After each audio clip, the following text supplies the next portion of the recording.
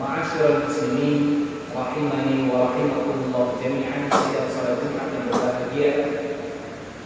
Suatu ketika Rasulullah sallallahu alaihi wasallam didatangi oleh orang-orang miskin. Mereka tidak memiliki harta sama sekali. Kemudian mereka mengadu kepada Nabi, "Ya Rasulullah, dhahaba ahli duthur bil ujur." Wahai Rasulullah, orang-orang kaya sudah pergi dengan pahala yang mereka raup. Mereka mengadu kepada Nabi karena mereka tengok dan mereka melihat orang-orang kaya sudah pergi kepada ibadah haji.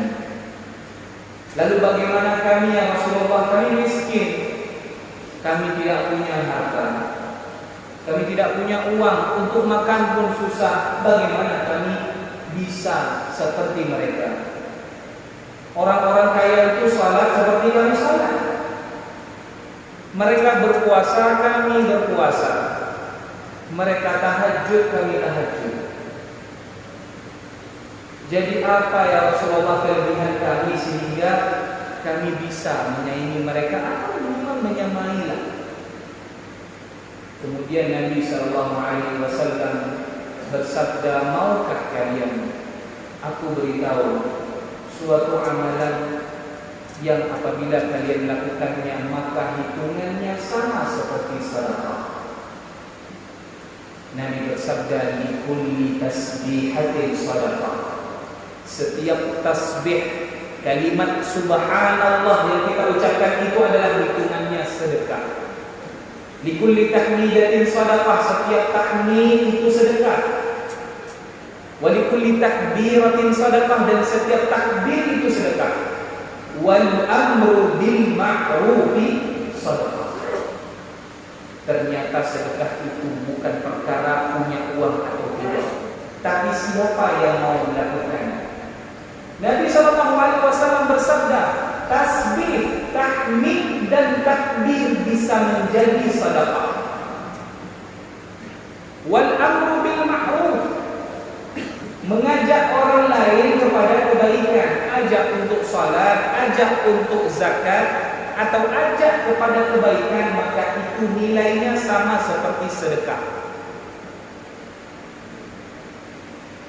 Jadi tidak ada alasan bagi seorang mukmin ketika dia tidak memiliki uang maka tidak ada kesempatan untuk bersedekah. Maka itulah sedekahnya mereka.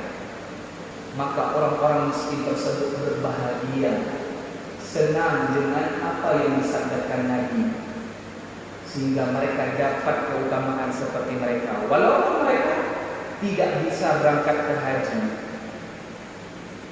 Ma'asyiral muslimin, sidang salat Jumat yang berbahagia, ada amalan-amalan yang kita bisa melakukannya sehari-hari, nilai pahalanya sama seperti haji. Tahun-tahun seperti ini sangat sulit rasanya, payah menyegedanya untuk daftar ikut ibadah haji. Lihat 20, 20. Sedangkan umumnya kali 50, kali 70. Bahkan yang usia 80 dengan payah keren lihat 20 untuk berangkat kepada haji. Kecuali kalau dia mengambil haji qada, haji yang plus, yang bayarannya berlipat-lipat lebih mahal daripada haji yang biasanya. Maka ada amalan-amalan yang bisa kita lakukan yang kita akan mendapatkan pahala semisal haji,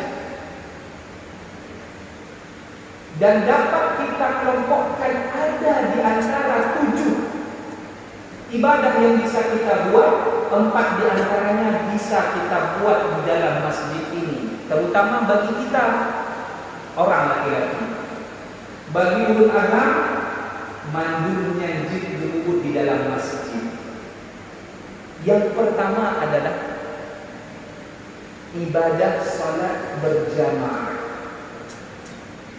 Man kharaja ilal masjid barang siapa yang kemudian dia berangkat untuk ke masjid untuk salat berjamaah, maka pahalanya itu sama seperti ia berangkat kepada ibadah haji. Man ghada ila tatawwu'i, dan barang siapa yang kemudian setelah itu dia berniat untuk melaksanakan salat sunnah, maka sama ataupun setara dia seperti berangkat kepada umrah. Berarti belum agak menyegel di masjid, menyegel jauh masjid, merempak dengan salat itu. Alina di taman belum dengan salat sunnah. Ka merempak pahala lagi ulun jak haji, lagi ulun jak umrah. Kemudian ibadah yang kedua yang bisa kita lakukan, yang pahalanya sama dengan ibadah haji, adalah salat sunnah syuruk. Namun ini berlaku untuk bagi orang-orang yang dia berangkat menuju salat subuh. Sebab salat subuh ini banyak rahasianya, banyak misteri yang ada di dalam salat subuh. Sampai Nabi Muhammad sallallahu alaihi wasallam pernah bersabda, "Lau ta'lamuna ma fil 'atamati was-sabah la atawhuma walau habwan." Kata Nabi, kalau kalian tahu apa rahasia yang terletak pada salat subuh itu, la atawhuma walau habwan, sungguh kalian akan berangkat ke masjid walaupun kondisi kalian sambil merangkak. Kalian akan berusaha berangkat mengejar untuk salat subuh berjamaah di masjid, kalau kalian tahu rahasia di balik salat subuh itu. Cuma kebanyakan manusia sudah tidak tahu, tidak mau mengerjakan. Padahal di balik itu banyak tersimpan rahasia, pahala yang begitu besar, dan cerminan bagi diri pribadi dia seorang mukmin. Pembeda antara orang mukmin dengan orang munafik adalah salat subuhnya. Kemudian setelah salat subuh, dia menunggu sejenak, menunggu sampai dengan matahari terbit, atau yang dikenal dengan syuruk. Lalu dia menunggu ketika matahari itu terbit sampai dengan 10 atau 15 menit, barulah kemudian dia melaksanakan sholat 2 rakaat. Maka itu pahalanya setara dengan orang yang berangkat kepada ibadah haji. Syaratnya salat subuh, kemudian dia duduk di masjid, setelah itu dia berzikir kepada Allah, tapi bukan dia melakukan hal-hal yang lain yang tidak bermanfaat. Maka itulah salat sebaik-baiknya waktu, dan itu adalah awal daripada waktu duha.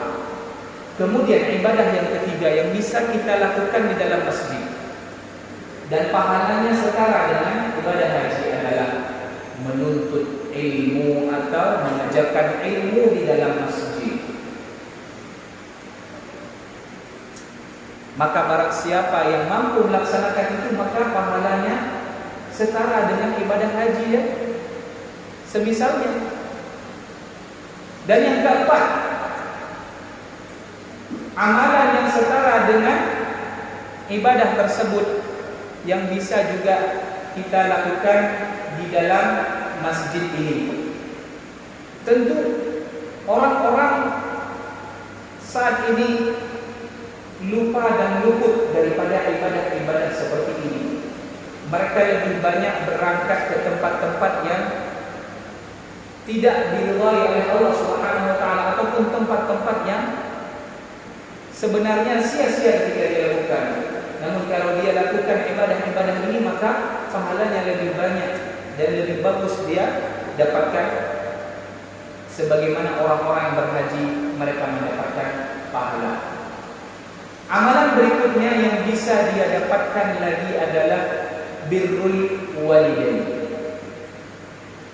Orang-orang yang berbakti kepada orang tuanya semasa mereka hidup, maka pahalanya sungguh yang akan yang dia dapatkan adalah pahala orang yang berangkat kepada ibadah haji. Apalagi kalau dia dapati kedua orang tuanya itu kondisinya sudah tua dan sudah tidak mampu lagi untuk bangun, maka di sanalah dia mendapatkan bakti kedua orang tuanya, dan disitulah pintu surganya. Kalau dia masih memiliki kedua orang tua, maka dia dapat dua pintu surga. Kalau tinggal satu, baik ayah atau ibunya, maka pintu surganya sisa satu lagi. Dan kalau sudah keduanya tiada, maka tiada tempat lagi selain mengharap, selain kita berdoa kepada kedua orang tua kita. Ma'asyiral muslimin rahimani wa rahimakumullah jami'an. Yang terlewat adalah dari antara amalan-amalan yang bisa kita lakukan adalah di masjid, di antara ibadah-ibadah itu membaca tasbih, tahmid dan takbir selesai salat.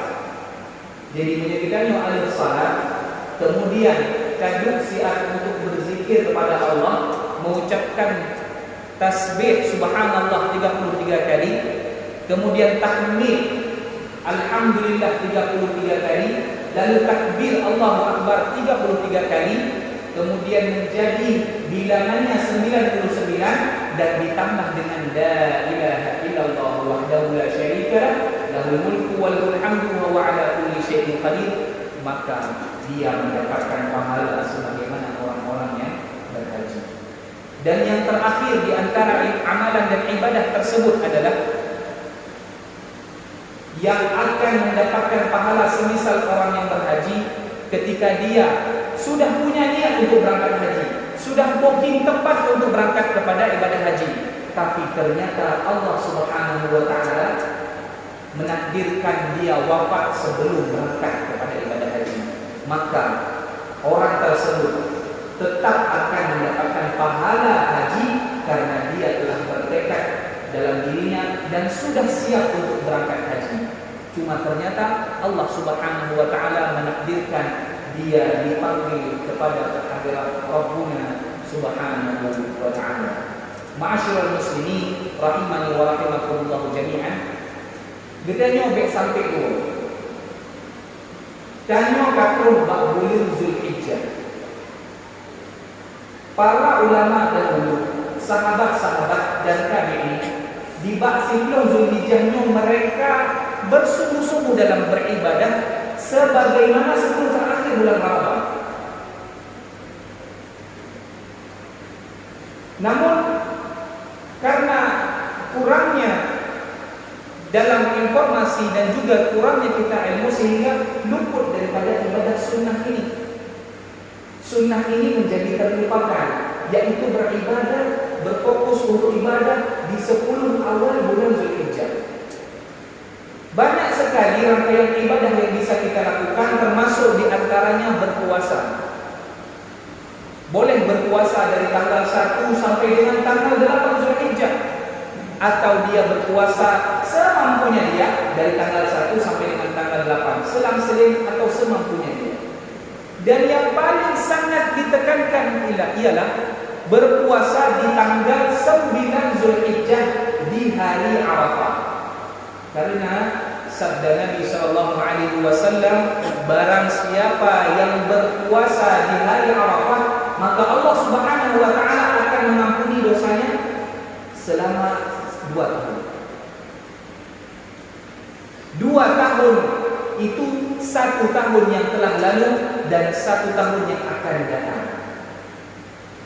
Maka banyak sekali keutamaan berpuasa di hari-hari seperti ini, dari tanggal 1 sampai dengan tanggal 9. Sebab kalau sudah tanggal 10 kita haram untuk berpuasa karena sudah masuk daripada hari raya Idul Adha. Tanggal 1 sampai dengan tanggal 8 silahkan berpuasa. Kemudian hari tanggal 9 hari tasyrik, maka di situ sunnah yang sangat ditekankan untuk kita berpuasa di bulan tersebut. Apa lain ibadah yang bisa kita buat? Berzikir kepada Allah, bersedekah yang banyak, membaca Al-Quran, menuntut ilmu dan seterusnya. Perbanyak amalan sebagaimana kita kejar amalan di akhir bulan Ramadan. Seperti itulah 10 awal pertama di bulan Zulhijjah. Para sahabat dahulu ketika sampai pada bulan ini, mereka bersegera untuk beribadah kepada Allah. Fokus 10 Zulhijjah adalah untuk mereka beramal yang banyak. Sebab di bulan-bulan haram itu dalam Islam ada 4. Sebagaimana firman Allah Ta'ala di surah At-Taubah ayat 36. Inna iddatash syuhuri 'indallahi 12 syahran. Di sisi Allah itu bulan itu ada 12. Baik dari Muharram sampai dengan Zulhijjah. Sabda Nabi Muhammad SAW menyebutkan talata mutawaliyah. Cara menghafalnya mudah. Apa itu bulan haram? Yang satu dia nyempil atau ada di antara 2 bulan Jumadil Akhir dan Sya'ban, yaitu bulan Rajab. Bulan Rajab adalah bulan haram. Dan talata mutawaliyah, ada 3 bulan yang dia berurutan dengan haram itu. Antaranya adalah Dzulqa'dah, Dzulhijjah, dan bulan haram itu di antara bulan-bulan haram. Tambah 1 Rajab, jadi 4 bulan. Yang di sana banyak keutamaan. Apabila seorang hamba melakukan amal saleh, maka Allah akan lipat gandakan. Namun bagaimana orang yang bermaksiat? Mereka yang bermaksiat sengaja menyekutukan Allah, maka tentu mereka akan mendapatkan ganjaran dari apa yang telah mereka berbuat. Sama besar juga dosa-dosa yang mereka dapatkan. Jadi ada waktu dan tempat di mana ketika seorang hamba melakukan dosa, maka ganjarannya dapat yang lebih besar. Suatu kisah daripada sahabat Nabi Muhammad SAW ditanya, kenapa kamu tidak tinggal di Makkah saja? Pekan hidrona hanya tinggal di tanah haram. Pekan hampir tinggal di Makkah, Madinah. Bukankah itu tanah mulia? Sehingga anda tinggal di sana penuh keberkahan, dekat dengan masjid Nabi, dekat dengan Masjidil Haram. Kata sahabat ini apa? Aku takut kalau sekiranya aku tinggal di tanah yang mulia ini, memang pahalaku akan banyak. Beda dengan kita tinggal di luar tanah haram. Tapi saya takut kalau saya tinggal di tanah haram, takut saya nanti buat dosa, maka pahalanya pun sama, akan dapat hitungan banyak. Sehingga sahabat ini takut untuk tinggal di tanah yang haram. Demikianlah di bulan-bulan yang haram ini, apalagi di bulan Dzulhijjah, maka perbanyak amal, kemudian dia bertaubat, banyak beristighfar kepada Allah Subhanahu wa ta'ala. Aku qauli hadza wa subhanaka Allahumma wa bihamdika asyhadu an la ilaha illa anta astaghfiruka